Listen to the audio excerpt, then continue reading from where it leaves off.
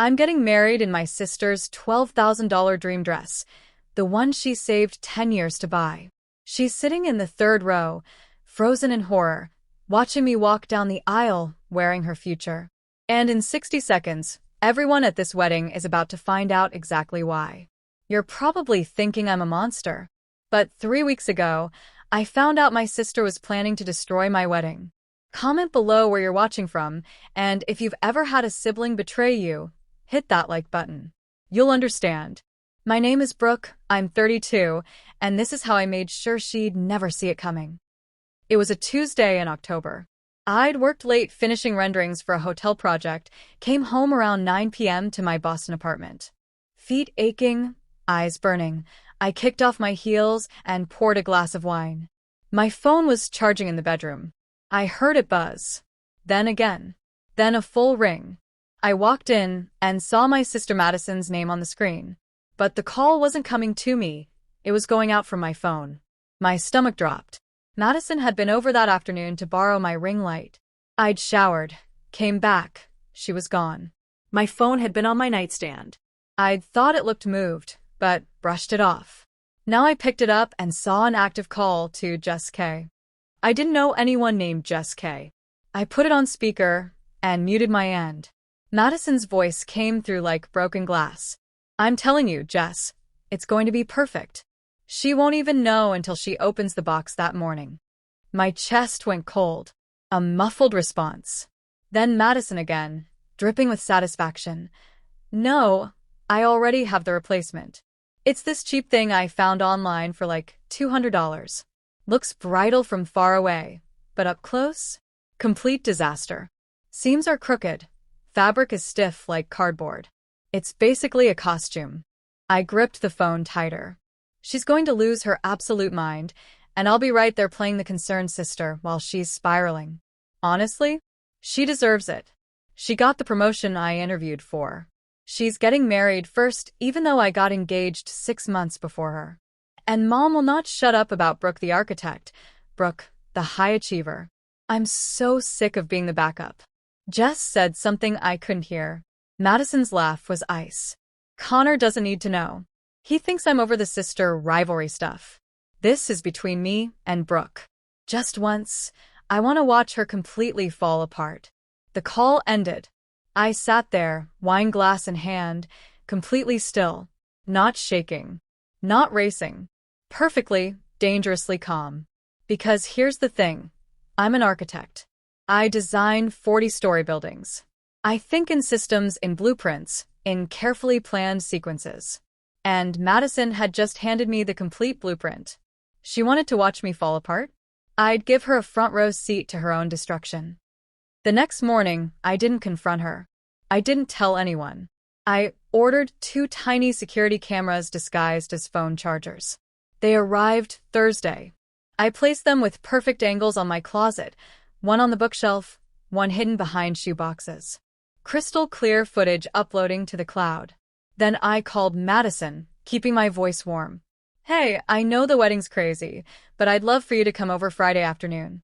I want you to see the dress one more time before the big day. Just us sisters. A pause. Then her voice brightened, almost too eager. Oh my God, Brooke, yes. I've been dying to see it again. I'll bring lunch. What time? Come around 3? Perfect. She arrived at 2:47 p.m. Early. That told me everything. I'd set the stage, dress hanging in the closet, clearly visible from my bedroom. I greeted her with a hug, took the sushi she brought, made a show of brewing tea. Then my phone rang. Taylor, my maid of honor, calling exactly at 3 p.m. like I'd asked. Oh God, work emergency, I said, rolling my eyes. The client is freaking out. I'm so sorry, Mads. I have to take this. 10 minutes max, make yourself comfortable. No problem at all, Madison said, settling onto my couch. Take your time. I walked into my office and closed the door most of the way, leaving it cracked. Through that sliver, I watched. Madison stayed on the couch for maybe 30 seconds. Then she stood, looked toward my office, and walked directly to my bedroom. No hesitation. She went straight to the closet, pulled down the garment bag. unzipped it slowly, checking over her shoulder twice. Then she pulled my wedding dress out and held it up against her body. Stood in front of my mirror. Just stared. Her face, it wasn't anger. It wasn't spite. It was pure grief. Jaw tight, eyes glistening. For just a few seconds, she looked at her reflection like she was the bride. Like this was her wedding. Her dream. She didn't just want the dress. She wanted my entire life. I stepped back and let her have that moment. The cameras recorded every second. After 2 minutes, she carefully put it back, zipped the bag, returned to the couch. When I came out, she was scrolling through her phone like nothing happened. Sorry about that. Client drama. Of course, she said, smiling. So, can I see the dress? We went to my room together. I unzipped the bag and showed her. She gasped, touched the lace, told me how beautiful it was. She was a better actress than I'd given her credit for. But I was better. 6 days before my wedding, I gave Madison exactly what she needed, the perfect opportunity to destroy me. I scheduled a final fitting at the bridal boutique, posted about it on Instagram, tagged the location, added a countdown to my story. Final fitting. Can't believe it's almost here. Crying face emoji, wedding ring emoji. Then I left my apartment door unlocked. When I got home at 5:30 p.m., everything looked the same. Kitchen spotless. Living room untouched. Bedroom perfectly neat. But the garment bag zipper was on the right side. I always zip left to right, an architecture school habit. This was zipped right to left. I didn't open it. I walked to my laptop. Pulled up the security camera app. There it was. At 2:47 p.m., Madison let herself in carrying an identical garment bag. She went straight to my bedroom, pulled down my bag, laid both on the bed, unzipped them. The swap took 3 minutes and 42 seconds. Meticulous. Matching every fold of tissue paper. Aligning the hangers. Adjusting the position exactly. Before leaving, she stood there, looked at my real dress in her bag now, and whispered something. I rewound, turned up the volume. Sorry, Brookie, but it's my turn now. She walked out with my $4,000 dress and left me with her disaster. I saved the footage to 3 cloud drives. Then I unzipped the bag she'd left. The dress was worse than imagined. Plastic lace. Beading glued on in clumps, already falling off. Zipper so crooked it barely functioned. Hem uneven by 2 inches. If I discovered this on my wedding morning, I'd have had a complete breakdown. Public panic. Frantic calls. Tears in front of everyone. Madison swooping in to help while secretly savoring my humiliation. I zipped the bag back up exactly as she'd left it. I had 6 days. And I knew exactly where Madison kept the dress she'd been dreaming about since she was 19. Thursday night. 2 nights before my wedding. Madison's apartment is in Brookline, a neighborhood she can barely afford but refuses to leave because the address sounds impressive. She splits rent with her fiancé Connor, who works in finance and travels constantly. That week, Connor was in Chicago for a conference. Madison had been posting nonstop. Missing my man, feeling sad and heartbroken, with pictures of his empty side of the bed. The full performance. She was alone. I told Ethan I was staying at Taylor's for a low-key bachelorette thing. He kissed me goodbye. At 11 p.m., I drove to Madison's building. Thursday nights, she taught 7 p.m. spin class in Cambridge, then always got drinks with the other instructor. She wouldn't be home until at least midnight. I parked 2 blocks away. Put on a baseball cap.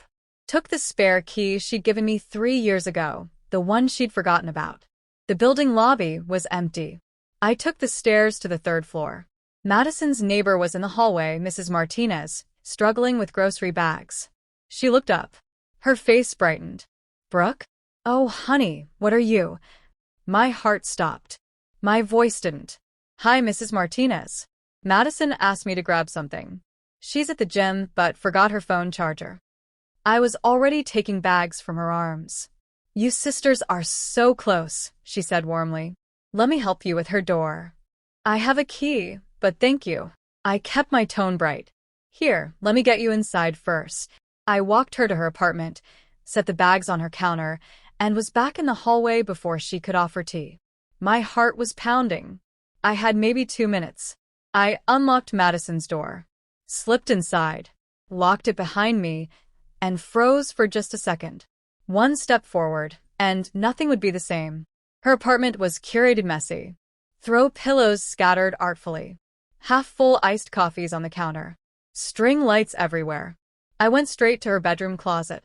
In the very back, behind winter coats and storage bins, was a garment bag with a small brass padlock.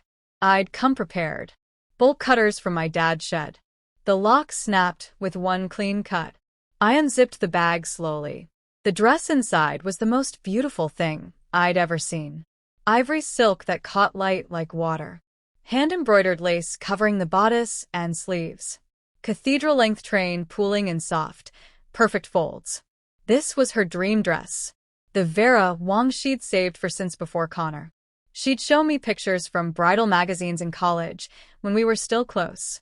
This is the one I'm wearing someday, no matter what. She'd worked 3 jobs one summer to start her dress fund. Put aside money for a decade. This dress was her identity.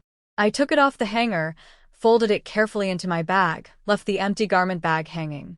Then I replaced the broken padlock with a new one. Same style, same brass finish. I locked her apartment behind me, walked to my car, drove home at midnight with $12,000 worth of silk and lace in my trunk. And I felt nothing but perfect, crystalline clarity. Saturday morning arrived, and Madison still had no idea I was about to walk down the aisle in her dream dress. I woke at 6 a.m. in the bridal suite at the estate venue, a restored mansion 30 minutes outside the city. Taylor was already brewing coffee, her hair in rollers. "Big day," she said, handing me a mug. "How are you feeling?" "Perfect." I meant it. My mom Karen arrived at 7 a.m. with pastries, her hands shaking slightly. "Oh, honey, I'm already crying. Can I see the dress?" "Please." "Not yet, Mom. I want everyone to see it at the same time." She hugged me. "You're going to be the most beautiful bride." If only she knew. Hair and makeup started at 8. By 9:30, my hair was in soft waves with pearl clips. My makeup was natural and glowing. At 10 a.m., Taylor pulled out a garment bag from the closet. Not the disaster Madison left me. The one I'd taken from her apartment. She unzipped it. Her eyes went wide. "Brook, that's not. When did you?" "Long story. Help me into it." Taylor knows me well enough not to ask questions. We've been friends since freshman year. She trusts me. The Vera Wang fit like it had been made for my body. Madison and I are the same height, same build, same measurements. People used to mistake us for twins before our lives went different directions. The dress was perfect. More than perfect. My mom knocked. "Sweetie, can I come in now?" Just a few more minutes. I needed her to see this at the exact same moment as everyone else. At 11:30, alone for just a moment, I stared at my reflection. The dress hung perfectly. The lace caught the light. My hands started shaking. Not from nerves. From doubt. What if this made me the villain? Then I heard Madison's voice in my head, clear as if she were beside me. "She deserves it." I took a breath. Smoothed the silk. My hands were steady again. The ceremony was scheduled for noon. Outdoor, under a white tent with chandeliers and flowers. 200 guests. Madison was in the 3rd row on my side. Right side, 3rd row, aisle seat. Connor beside her. At 11:55, I stood behind closed double doors, bouquet of white roses in my hands. I could hear the string quartet, the murmur of guests. My dad appeared in his navy suit. "You ready, sweetheart?" "More than you know, Dad." The coordinator gave the signal. The doors opened. The music shifted to Pachelbel's Canon in D. I stepped into view. I didn't look at Ethan. Not yet. I looked directly at Madison. Her face drained of color. Her mouth opened. Her hand flew to her chest. She blinked over and over, like her mind was buffering. Around her, gasps rippled through the tent. Phones raised. Every eye locked on her frozen horror. I was wearing her dress. Her dream dress. The Vera Wong she'd saved 10 years for. And I was walking down the aisle in it. Her hand gripped Connor's arm. He looked at her, confused, then back at me. He didn't understand yet. Except Madison. She knew. I walked slowly, deliberately, giving her time to feel every second of what I'd felt hearing her voice on that phone call. When I reached the altar, Ethan took my hands. He was crying. "You look incredible," he whispered. The officiant began. We went through vows, rings, readings. Madison sat frozen. Connor kept glancing at her. She wasn't moving, barely breathing. Finally, the officiant said, "I now pronounce you husband and wife. You may kiss the bride." Ethan kissed me. Everyone applauded.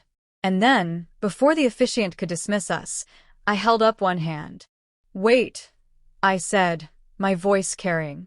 "Before we celebrate, there's something everyone needs to see." The applause died. The tent went silent. Murmurs rose like static. I nodded to Taylor at the AV booth. She pressed a button. The projection screen behind the altar lit up. Video footage began playing. Madison walking into my apartment with a garment bag, going to my closet, unzipping my wedding dress, holding up the cheap replacement, smirking, carefully swapping the dresses, matching every fold. Then the audio. Her voice, crystal clear through the speakers. "She's going to lose her absolute mind, and I'll be right there playing the concerned sister while she's spiraling. Honestly, she deserves it." The tent was frozen. 200 people staring. Madison was standing now, face bright red, hands shaking. I turned to look at her directly. "You tried to ruin my wedding," I said. Calm. Steady. Final. "You wanted to watch me fall apart. So I made sure everyone here knew exactly who you are." My mom stood, tears streaming. "Madison, what is this?" Madison's mouth opened. Closed. No words. Connor stared at the screen, then her, then me. "Is that her dress you're wearing?" "Yes." "When did you take it?" "Thursday night." He turned to Madison. His expression shifted. Harder. Colder. "You planned this. For weeks. You were going to sabotage your own sister's wedding." "Connor, I can explain." Madison's voice broke. "You don't understand." No. He cut her off. Quiet, but it carried. "I don't understand. And I can't marry someone capable of this." He stood. Stepped into the aisle. "Connor, please." Madison reached. He pulled away. "We're done, Madison." And he walked out. Madison stood there alone, shaking. Mascara running. She looked at me with pure hatred. "I hope you're happy." I held her gaze. "I am." She turned and ran after Connor. The tent erupted. Guests whispering, standing, phones out. My mom collapsed into her seat, sobbing. My dad looked ready to chase Madison down. But Ethan squeezed my hand. "Are you okay?" "I'm perfect." And I meant it. The reception was the best party I've ever been to. Once the shock wore off, people couldn't stop talking. They kept telling me I'd handled it perfectly, that Madison had it coming. My mom pulled me aside during dinner, face blotchy from crying. "Brooke, I knew she was jealous, but I never imagined. I'm so sorry. I should have seen this." "It's okay, Mom. You couldn't have known." "Are you really okay?" I smiled. "I've never been better." Connor texted later that night. "I'm sorry I didn't see who she really was. The wedding is off. Thank you for showing me the truth." I didn't respond. He didn't need my forgiveness. He needed to figure out his own judgment. Madison tried calling 47 times over the next 3 days. I blocked her. So did Ethan. So did Taylor. Eventually my dad too. My mom tried playing mediator for 2 weeks, suggesting therapy, asking if we could talk it out. But some things can't be fixed. She finally accepted that. Madison moved to Austin a month later. I heard she was telling people I'd stolen her dress out of spite, and the video was edited to make her look bad. No one believed her. Connor had already told everyone what really happened. She's still in Austin now, still posting on Instagram like nothing happened, calling herself a lifestyle content creator, still pretending her life is perfect. I donated my original wedding dress to a charity providing gowns to low-income brides. Someone who actually deserves it will wear it. I kept Madison's Vera Wang. It's hanging in my closet. I'll probably never wear it again, but I like knowing it's there. Ethan and I just celebrated our 6-month anniversary. We're happy. We're building the life I always wanted, the kind Madison was desperate to destroy. People still ask if I regret it. If I went too far. I don't. Madison spent weeks planning to humiliate me on the most important day of my life. She wanted to watch me suffer, to finally be the sister who came out on top, even if she had to sabotage me to do it. Instead, I made sure everyone saw exactly who she was. You don't get to destroy someone and walk away clean. And you definitely don't get to keep the dress. One last thing. A week after the wedding, a package arrived. No return address. Just my name in handwritten letters. Inside was a note on expensive stationery, the kind Madison always used for her curated thank you cards. The handwriting was hers, but shaky. Frantic. You destroyed my life. You took everything from me. I hope you're proud of yourself. I read it once, then threw it in the trash. Because here's what Madison will never understand. She destroyed her own life the moment she decided my happiness was her enemy. I just made sure everyone else knew it too. If you've made it this far, thanks for watching. Don't forget to like and subscribe for more jaw-dropping family revenge stories.